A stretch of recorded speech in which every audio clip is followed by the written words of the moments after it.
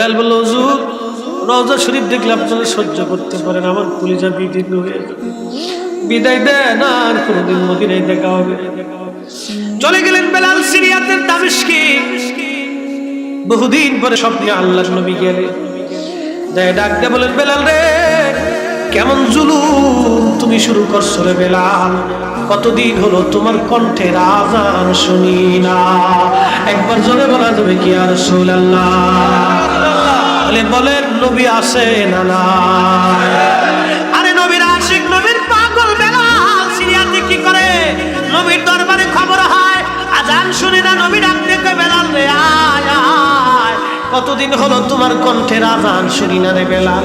বেলাল তাড়াতাড়ি আয়, আমি নবীর জিয়ারতে আয়, আমার আযান শুনাইয়া যাও। নবীর পাগল আর বরদাস্ত করতে পারেন নাই, দেরি করতে পারেন নাই, দৌড় মারছে। সুদূর সিরিয়ার থেকে দৌড়াইয়া মদিনার পানে ছুটে আসছে, তাহাজ্জুদের সময় চলতেছে।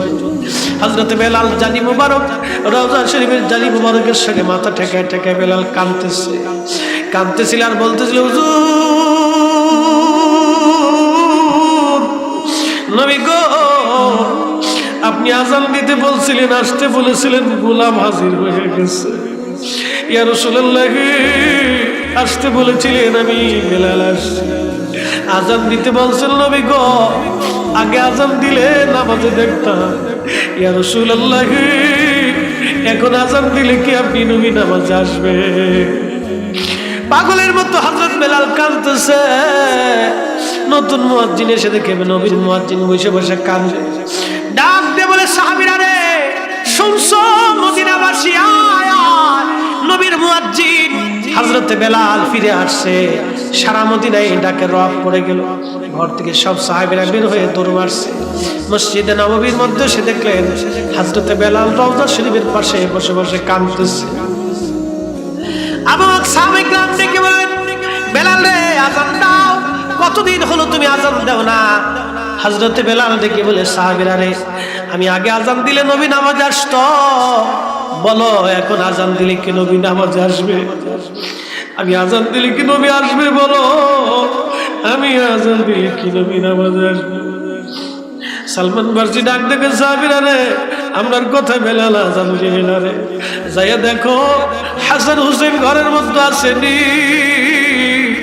ইমাম হাসান হুসেন যদি বলে রে বেলাল আযান দেবে। বন্ধুগণ, সাহাবীরা দৌড়ে গেছে হযরত ফাতেমা রাদিয়াল্লাহু আনহার বাড়ি। ইমাম হাসান হুসাইনকে নিয়ে আসছে। হাদিসের পরিভাষায় আসছে, ইমাম হাসান আর হুসাইনকে দেখতে নানার মতো দেখা যাইত। সাহাবায়ে কেরাম নবী দেখার স্বাদ যদি মিটাইতে চাইতেন, ইমাম হাসান হুসাইনকে দেখে নবী দেখার তৃষ্ণা সাহাবায়ে কেরাম মিটাই নিতেন। নানার চেহারার মতো চেহারা পাইছিলেন। হযরত ইমাম হাসানের কাছে মাথা ঠেকিয়ে, বুকের মধ্যে মাথা ঠেকিয়ে বেলাল কাঁদে।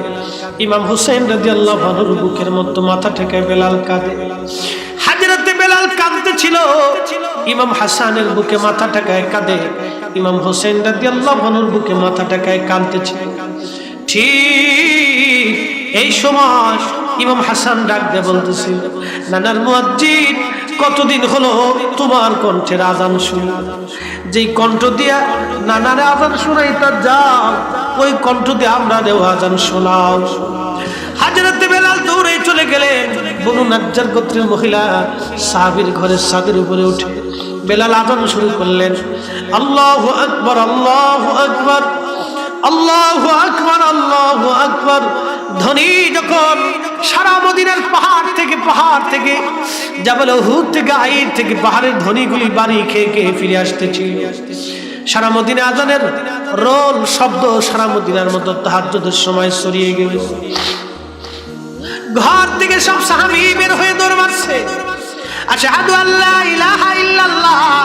মহিলারা ঘর থেকে বের হয়ে দৌড় মারছে, আশহাদু আল্লা ইলাহা ইল্লাল্লাহ।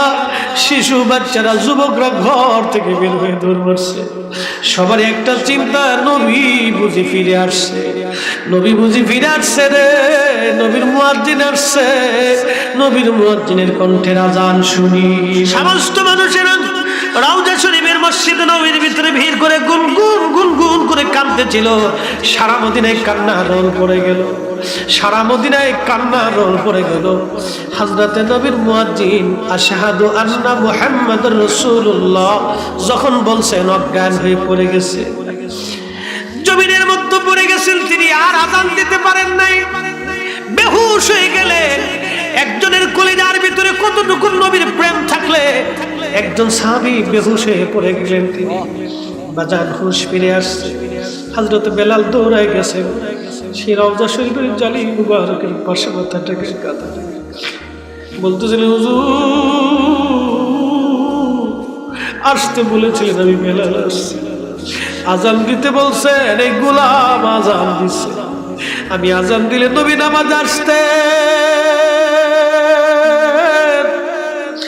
এখন আজান দিলাম আপনি আসেন না, আমি গোলাম আপনার কদমে হাজির হয়ে গেছি। আরএসবিডি মিডিয়া। মা বোনেরা বলেছেন, হুজুর হযরত বেলালের ছোট্ট জীবন থেকে আপনি একটু আলোচনা তুলে ধরবেন, মনের আশা না করলে মনের আশা পুরা হবে না। বলে দিয়ে যাই, বেলালের আলোচনা আমার জীবনের সবচেয়ে ঐতিহাসিক আলোচনা এবং জীবনের সবচেয়ে গুরুত্বপূর্ণ আলোচনাটা বিশ্ব জাকের মঞ্জিল আমি করেছিলাম। বাজানো খুব মনোযোগ দেন, লক্ষ লক্ষ জাকের এবং সুন্নি মুসলমান এই জমিনের সাক্ষী।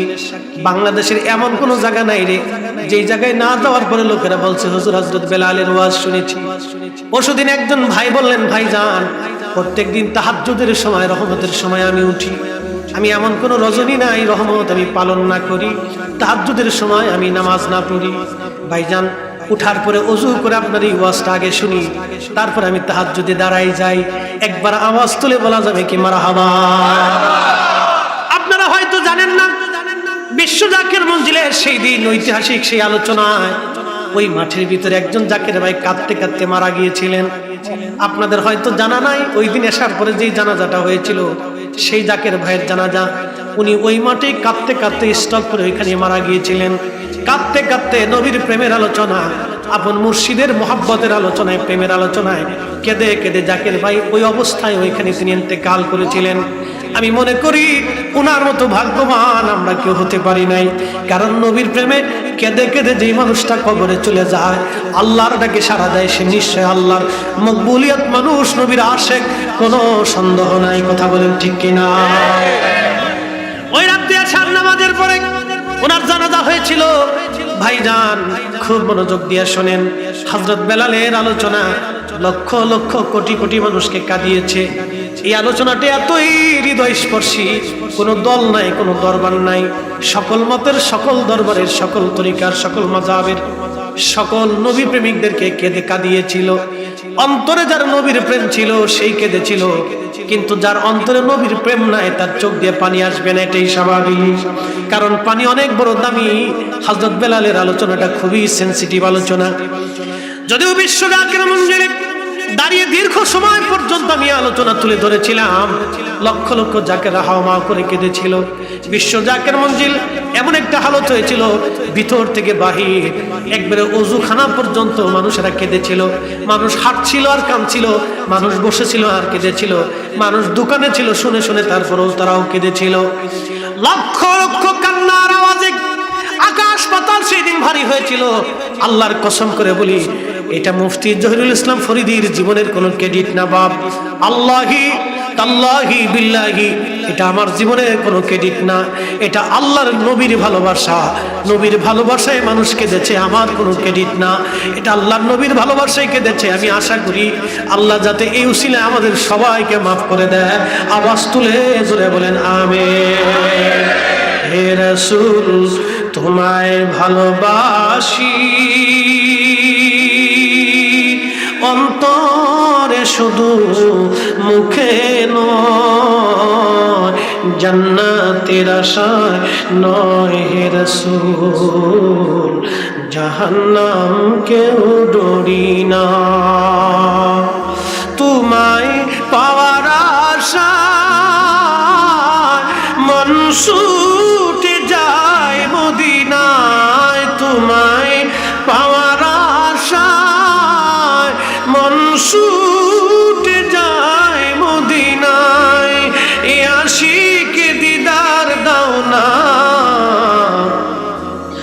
দূরে থাকিও না, এ আশিক দিদার দাও না, আর দূরে থাকিও না। হে রাসূল তোমায় ভালোবাসি, অন্তরে শুধু মুখে নয়, জান্নাতের আশায় নয় হে রাসূল, জাহান্নাম কেউ ডরি না। আল্লাহর নবীর ইন্তেকাল মুবারক হয়ে গেল। আপনারা তো অবশ্যই বুঝেন, প্রিয় নবীজি ছিলেন সৃষ্টি জগতের অভিভাবক। শরীয়তের আড়ালে চলে যাওয়ার জন্য, দিদারে ইলাহির জন্য নবীজি রওনা হবেন। জিবরাইল আমিন আসছে, এসে দরজায় করাঘাত করলেন। কে? আমি জিবরাইল, হুজুর অনুমতি দিলে প্রবেশ করতে চাই। একজন ব্যক্তি জিবরাইল নবীর দরবারে আসার জন্য অনুমতি চাইতেন। আপনি যদি অনুমতি দেন, নবী গো আপনার খেদমতে আসতে চাই। আসেন হে জিবরাইল, আপনার সঙ্গে উনি কে? বলে উনি আজরাইল আলাইহিস সালাম, যিনি সন্তানকে এতিম বানান, মায়ের কোল খালি করেন, বাবার বুক খালি করে দেন। আল্লাহর নবী রাত বুঝতে বাকি নাই, সময় ঘনাই গেছে। আজরাইল আলাইহিস সালাম সালাম দিয়ে বলেন, আসসালাতু ওয়াসসালামু আলাইকা ইয়া রাসূলুল্লাহ। নবী গো অনুমতি যদি দেন, তাহলে আল্লাহ আমাকে হুকুম প্রদান করেছেন, আপনি অনুমতি দিলে আপনার জান কবজ করে আল্লাহর দরবারে সম্মানে নিয়ে যাব। ইতিপূর্বে কারো কাছ থেকে অনুমতি চাই নাই, কখনো আর অনুমতি আমি আজরাইল চাইবো না কারো কাছ থেকে। হুজুর আপনার কাছে অনুমতি চাওয়ার হুকুম আমার কাছে আসছে। আপনি যদি দুনিয়ার থেকে আল্লাহর দিদারে চলে যেতে চান তো আমার সঙ্গে যেতে পারেন। যদি থাকতে চান আপনার ইচ্ছা অনুযায়ী দুনিয়ার মধ্যে আপনি থাকতে পারবেন। আওয়াজ তুলে বলা যাবে আল্লাহু আকবার। তার মানে হুজুরের হায়াতের পরিসীমা নবীর ইচ্ছার উপরে ছিল। কথা বলেন, নবীর হায়াতের পরিসীমা, প্রিয় নবীজির হায়াতের পরিসীমাটা নবীজির ইচ্ছার উপরে ছিল। ও নবীজি, আপনি যদি চান তাহলে আপনি পৃথিবীতে যত কাল ইচ্ছা অবস্থান করতে পারবেন উম্মতের মাঝে। আর যদি আপনি চান চলে যেতে পারেন আমার সাথে। নবীজি বলেন, জিবরাইল আল্লাহ কি হুকুম প্রদান করেছে? বলে, হ্যাঁ ইয়া রাসূলুল্লাহ, আল্লাহ পাক মেহবুব হুকুম প্রদান করেছে আজরাইলকে, যদি আপনি অনুমতি দেন আপনাকে নিয়ে চলে যাওয়া হবে মাশউকের দিদারে। তবে হ্যাঁ, আপনার মালিক আপনার অপেক্ষায় আগ্রহী হয়ে আছে। আপনার মাশউক আল্লাহ আগ্রহী আপনার দিদারের আশায়। সুবহানাল্লাহ বলা যাবে না?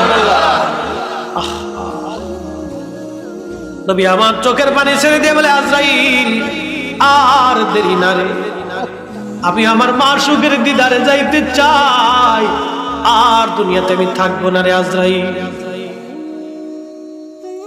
বুকের উপরে যখন হাত ধরছে, নবীজি কেঁদে বললেন, আজরাইল রে একটু নরম ভাবে দাও, কষ্ট। বলে, হুজুর আপনাকে আসানের সাথে নিতে হবে, আল্লাহ পাকের বিরাট বড় হুকুম আমার উপরে। আপনি নবী কষ্ট পাবেন, ব্যথা পাবেন, আল্লাহর নিষেধ আছে। ইয়া রাসূলুল্লাহ, সৃষ্টির মধ্যে সবচেয়ে বড় ইহসানের সঙ্গে আমি আপনার জান কবজ করার জন্য রত হয়েছি। হুজুর ধৈর্য ধরতে হবে ইয়া রাসূলুল্লাহ। আল্লাহর নবী ডাক দিলেন, আজরাইল এত কষ্ট, একটা অনুরোধ করি আজরাইল, আমার উম্মতকে দিও না। আজরাইল ডাক দিলেন, হুজুর আপনার আশিক উম্মত ইন্তিকালের সময় মায়ের কোলের মধ্যে একটা বাচ্চা ঘুমাইলে যেমন ঘুমায় পড়ে, ওই রকম আমি উম্মতের জান কবজ করে নিব যদি আশিকের রাসূল। বন্ধুগণ খুবই মনোযোগ, কত দামি নবীর উম্মত আমরা হইছি। ইন্তেকালের সময় নবীজি আল্লাহর দিদারে চলে যাবেন, ওই সময় উম্মতের কথা বলেন নাই, উম্মতের কথা বলে নাই। এইজন্য আমার হুজুর বলতেন, আমার পীর কেবলাদান হুজুর বলতেন, যার কারণে জগত সৃজন রে দেখো, চন্দ্র সূর্য তারা শূন্য ভরে, আসে অচল নিশ চলে ধরা ধরে, নবী পদবিনে ভা সবই মিছে।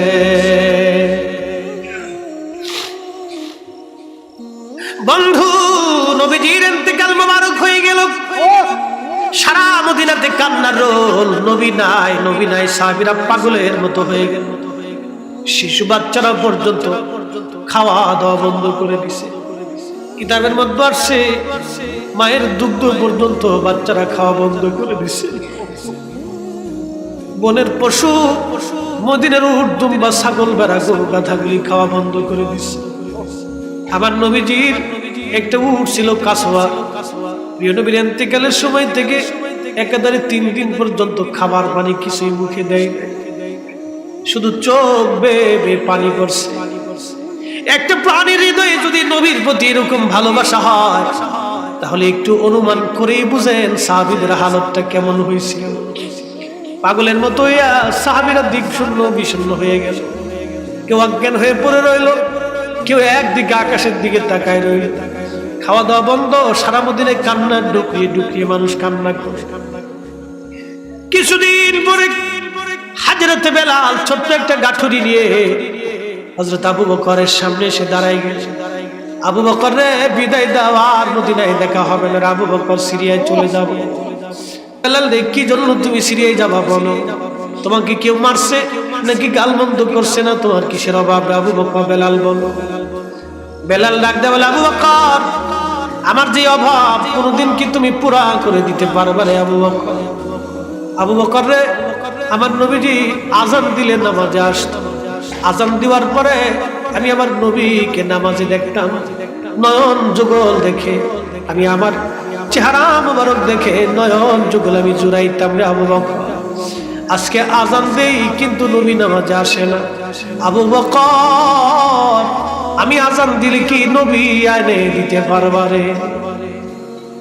আবু বকর চোখের পানি ফেলে দিয়ে বলে, বেলাল রে, তুই কি নবীরে ভালোবাসিস? আমরা কি নবী ভালোবাসি না? বেলাল ডাকতে বলে, আবু বকর রে, তুমিও নবীরে ভালোবাসো, আমিও ভালোবাসি। আবু বকর, তোমরা নবীজি রওজা শরীফ দেখলে সহ্য করতে পারো, ধৈর্য ধরতে পারো। আমি বেলাল যখন আজান দিয়ে রওজা শরীফের দিকে তাকাই, আমার কলিজা ফেটে আসে। আবু বকর, রওজা শরীফের দিকে তাকাইলে আমি বেলাল সহ্য করতে পারি না। বেলালের মতো আশিক যদি আমি হইতাম, বেলালের মতো আশিক যদি আমি হইতাম, এ দুনিয়ায় নবীর দেখা পাইতাম, এ দুনিয়ায় নবীর দেখা পাইতাম। বন্ধুগণ আমার, রওজা শরীফ দেখলে বেলালের সহ্য হয়। যদি কোনোদিন মদিনাতে যান, রওজা শরীফের দূরে একটু দাঁড়ায় দেখবেন, কিছু হাজি আছে সবুজ মিনারা দেখার সঙ্গে সঙ্গে চোখের পানি ফেলে বলে কাঁদতে থাকে। কিছু হাজি আছে রে, আমি নিজে চোখে দাঁড়ায় দাঁড়ায় দেখছি, রওজা শরীফ দেখলে হাওয়া করে কেঁদে ওঠে, ধৈর্য ধরতে পারে না, স্থির থাকতে পারে না, হাজিরা কান্না করতে থাকে। কিছু হাজি আছে রওজা শরীফ দেখে কিন্তু হৃদয়ে কোনো উপলব্ধি আসে না, শুধু সালাম দিয়ে চলে যায়। ইনু জাইরিন, রওজা শরীফের দিকে তাকাইলে যে কাঁদে, ইনু জাইরিন। জাইরিন জাইরিনের মধ্যে বিরাট বড় তফাৎ আছে, জাকিরিন জাকিরিনদের মধ্যে বিরাট বড় তফাৎ আছে, মুসলিমিন মুসলিমিনদের মধ্যে বিরাট বড় তফাৎ আছে, মুহিব্বিন মুহিব্বিনদের মধ্যে বিরাট বড় তফাৎ আছে। বন্ধু, হাজিরা রওজা শরীফ জিয়ারত করে বের হয়ে আসার সময় কেঁদে কেঁদে বিদায় দেয়। কোন হাজি আবার যখন রওজা শরীফ থেকে ফিরে আসতে চায়, হাওয়া করে কাঁদতে থাকে। রওজা শরীফ থেকে, মদিনা শরীফ থেকে সে আসতে চায় না, কষ্ট হয়। বন্ধুগণ, হযরতে বেলালের পাগলের মতো হয়ে গেলেন বেলাল। আবু বকর ডাক দিয়ে বললেন, বেলাল রে, তুমি কি ভালোবাসো? আমরা কি ভালোবাসি? বেলাল বলল, হুজুর, রওজা শরীফ দেখলে আপনারা সহ্য করতে পারেন, আমার কলিজা বিদীর্ণ হয়ে যাবে। বিদায় দেন, আর কোনোদিন মদিনায় দেখা হবে। চলে গেলেন বেলাল সিরিয়াতের দামেস্কে। বহুদিন পরে স্বপ্নে আল্লাহর নবী গেলেন, যাই ডাক দিয়ে বলেন, বেলাল রে, কেমন জুলুম তুমি শুরু করছো রে বেলাল, কতদিন হলো তোমার কণ্ঠের আযান শুনি না। একবার জোরে বলা যাবে কি ইয়া রাসূলুল্লাহ? বলে বলেন নবী আছে না না? আরে নবীর আশিক, নবীর পাগল বেলাল সিরিয়াতে কি করে? নবীর দরবারে খবর হয় আযান শুনে না, নবী ডাক দিয়ে কয়, বেলাল রে আয় আয়, কতদিন হলো তোমার কণ্ঠের আযান শুনি না রে বেলাল। বেলাল তাড়াতাড়ি আয়, আমি নবীর জিয়ারতে আয়, আমার আযান শুনাইয়া যাও। নবীর পাগল আর বরদাস্ত করতে পারেন নাই, দেরি করতে পারেন নাই, দৌড় মারছে। সুদূর সিরিয়া থেকে দৌড়াইয়া মদিনার পানে ছুটে আসছে, তাহাজ্জুদের সময় চলতেছিল। হযরত বেলাল জালি মুবারক, রওজা শরীফের জালি মুবারকের সঙ্গে মাথা ঠেকায় ঠেকায় বেলাল কাঁদতেছিল আর বলতেছিল, হুজুর নবী গো, আপনি আযান দিতে বলছিলেন, আসতে বলেছিলেন, গোলাম হাজির হয়ে গেছে। ইয়া রাসূলুল্লাহ, আসতে বলেছিলেন, আমি বেলাল আসছি। আযান দিতে বলছেন নবী গো, আগে আযান দিলে নামাজে দেখতাম। ইয়া রাসূলুল্লাহ, এখন আযান দিলে কি আপনি নবী নামাজে আসবে? পাগলের মতো হযরত বেলাল কাঁদতেছে। নতুন মুয়াজ্জিন এসে দেখে নবীর মুয়াজ্জিন বসে বসে কাঁদে। ডাক দিয়ে বলে, সাহাবীরা রে, শুনছো মদিনাবাসী, আয় আয়, নবীর মুয়াজ্জিন হযরত বেলাল ফিরে আসছে। সারা মদিনায় ডাকের রব পড়ে গেল। ঘর থেকে সব সাহাবীরা বের হয়ে দৌড় মারছে। মসজিদে নববীর মধ্যে সে দেখলেন হযরত বেলাল রওজা শরীফের পাশে বসে বসে কাঁদতেছে। আবার সাহাবায়ে کرام ডেকে বলেন, বেলাল রে, আযান দাও, কতদিন হলো তুমি আযান দাও না? হযরত বেলাল ডেকে বলে, সাহাবীরা রে, আমি আগে আযান দিলে নবী নামাজে আসতো, বলো এখন আযান দিলে কি নবী নামাজে আসবে? আমি আযান দিলে কি নবী আসবে? বলো, আমি আযান দিলে কি নবী নামাজে আসবে? সালমান ফারসি ডাক দেখে, সাহাবীরা রে, আমরার কথা বেলাল আযান দিলে না রে, যাইয়া দেখো হাসান হুসেন ঘরের মধ্যে আসেনি। ইমাম হাসান হুসেন যদি বলে রে বেলাল আযান দেবে। বন্ধুগণ, সাহাবীরা দৌড়ে গেছে হযরত ফাতেমা রাদিয়াল্লাহু আনহার বাড়ি। ইমাম হাসান হুসাইনকে নিয়ে আসছে। হাদিসের পরিভাষায় আসছে, ইমাম হাসান আর হুসাইনকে দেখতে নানার মতো দেখা যাইত। সাহাবায়ে کرام নবী দেখার স্বাদ যদি মিটাইতে চাইতেন, ইমাম হাসান হুসাইনকে দেখে নবী দেখার তৃষ্ণা সাহাবায়ে کرام মিটাই নিতেন। নানার চেহারার মতো চেহারা পাইছিলেন। হযরত ইমাম হাসানের কাছে মাথা ঠেকিয়ে, বুকের মধ্যে মাথা ঠেকিয়ে বেলাল কাঁদে। ইমাম হুসাইন রাদিয়াল্লাহু আনহুর বুকের মধ্যে মাথা ঠেকায় বেলাল কাঁদে। হযরত বেলাল কাঁদতেছিল, ইমাম হাসানের বুকে মাথা ঠেকায় কাঁদে। ইমাম হুসাইন রাদিয়াল্লাহু আনহুর বুকে মাথা ঠেকায় কাঁদতেছিল। ঠিক এই সময় ইমাম হাসান ডাক দিয়ে বলতেছিল, নানার মুয়াজ্জিন, কতদিন হলো তোমার কণ্ঠের আযান শুনি। যেই কণ্ঠ দিয়া নানারে আযান শোনাইতে যাও, ওই কণ্ঠ দিয়ে আমরাও আযান শোনাও। হযরত বেলাল দৌড়ে চলে গেলেন। বনু নাজ্জার গোত্রের মহিলা সাহাবীর ঘরের ছাদের উপরে উঠে বেলাল আযান শুরু করলেন। আল্লাহু আকবার, আল্লাহু আকবার, আল্লাহু আকবার, আল্লাহু আকবার ধ্বনি যখন সারা মদিনার পাহাড় থেকে জাবাল উহুদ থেকে, আইর থেকে পাহাড়ের ধ্বনিগুলি বাড়ি খেয়ে খেয়ে ফিরে আসতেছে। সারা মদিনা আযানের রোল শব্দ সারা মদিনার মতো তাহাজ্জুদের সময় ছড়িয়ে গেল। ঘর থেকে সব সাহাবী বের হয়ে দৌড় মারছে, আশহাদু আল্লা ইলাহা ইল্লাল্লাহ। মহিলারা ঘর থেকে বের হয়ে দৌড় মারছে, আশহাদু আল্লা ইলাহা ইল্লাল্লাহ। শিশু বাচ্চারা, যুবকরা ঘর থেকে বের হয়ে দৌড় মারছে। সবার একটা চিন্তা, নবী বুঝি ফিরে আসছে, নবী বুঝি ফিরে আসছে রে, নবীর মুয়াজ্জিন আসছে। নবীর মুয়াজ্জিনের কণ্ঠের আযান শুনি বেলালের মতো আশিক যদি আমরা হইতাম, এ দুনিয়া নবীর দেখা পাইতাম দুনিয়ায়, নবীর দেখা পাইতাম। সমস্ত মানুষেরা রওজা শরীফের মসজিদে নববীর ভিতরে ভিড় করে গুনগুন গুনগুন করে কাঁদতেছিল। সারা মদিনায় কান্নার রোল পড়ে গেল, সারা মদিনায় কান্নার রোল পড়ে গেল। হযরতে নবীর মুয়াজ্জিন আশহাদু আন্না মুহাম্মাদুর রাসূলুল্লাহ যখন বলছেন, অজ্ঞান হয়ে পড়ে গেছে, জমিনের মধ্যে পড়ে গেছেন। তিনি আর আযান দিতে পারেন নাই, বেহুশ হয়ে গেলেন। একজনের কলিজার ভিতরে কতটুকু নবীর প্রেম থাকলে একজন সাহাবী বেহুশ হয়ে পড়ে গেলেন। তিনি বাজান হুশ ফিরে আসছে। হযরত বেলাল দৌড়ায় গেছেন, সেই রওজা শরীফের জালি মুবারকের পাশে মাথাটাকে কাঁধে বলতেছিলেন, হুজুর আসতে বলেছিলেন, আমি বেলাল আসছি। আজান দিতে বলছেন, এই গোলাম আজান দিছে, আমি আজান দিলে নবী নামাজ আসতে, এখন আজান দিলাম আপনি আসেন না, আমি গোলাম আপনার কদমে হাজির হইয়া গেছি। এ শব্দ কম্বদ বলে मंजूर दुआ करना, जब वक्त न जाए आका दीदार आता करना, दीदार आता करना।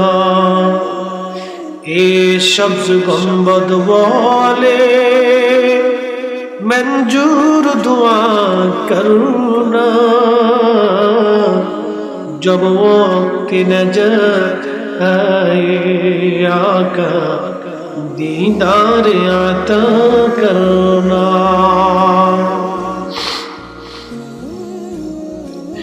मैं कब्र अंधेरी में घबराऊंगा जब तन्हा, इमदाद मेरी करने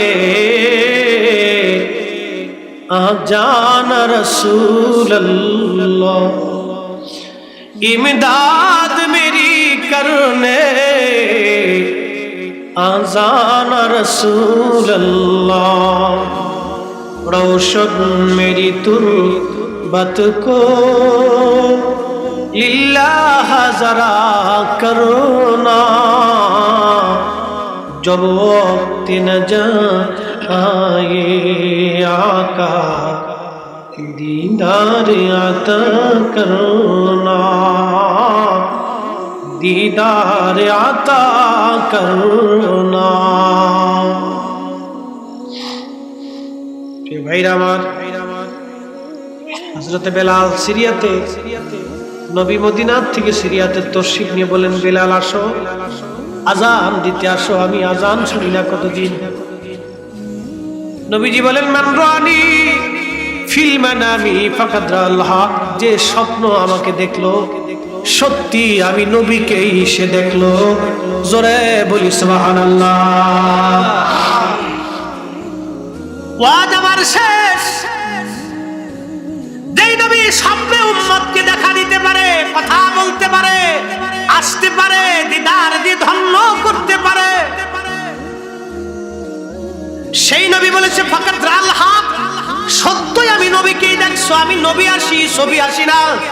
আমি নবী বাস্তবেই আসি, অবাস্তবেই আসি না। আমি নবী সত্যি আসি, মিছামিছি আসি না। আমি নবী দেখলে সত্যই দেখছো, মিথ্যা দেখো নাই। তার মানে বোঝা গেল উম্মতের মাঝে নবী এখনো আছে। কথা বলেন ঠিক কিনা? যাদের চোখ আছে তারা দেখে, যার চোখ নাই সে দেখে না। উম্মতের মাঝে নবী আছে, উম্মতকে নবী দেখে। কুরআন থেকে প্রমাণ করে দিয়েছি। আমরা দুরুদ ও সালাম আমাদের নবী দেখে, আমাদের নবী দেখে। এই জন্য আমরা যখন সালাম দিই, ইয়া নবী সালামু আলাইকা, আমরা জানি আমাদের সালাম দুই ধরনের হয়। আমাদের সালামে মোহাব্বত থাকলে নবী নিজে শোনেন, দেখেন। আর যদি মোহাব্বত না থাকে ফেরেশতারা পৌঁছায় দেয়। অর্থাৎ যদি মহব্বত থাকে তাহলে আল্লাহর নবীর কদম মোবারক থেকে পর্দা সরে যায়, নবীজি নিজেই সরাসরি দেখে। কারণ উম্মতের হৃদয়ের মধ্যে নবীর মহব্বত থাকলে, তাজিম মহব্বত ভালোবাসা থাকলে, তখন আর এই ভালোবাসার ভিতরে নবীর মধ্যে পর্দা থাকে না, পর্দা উন্মুক্ত হয়ে যায়। আল্লাহ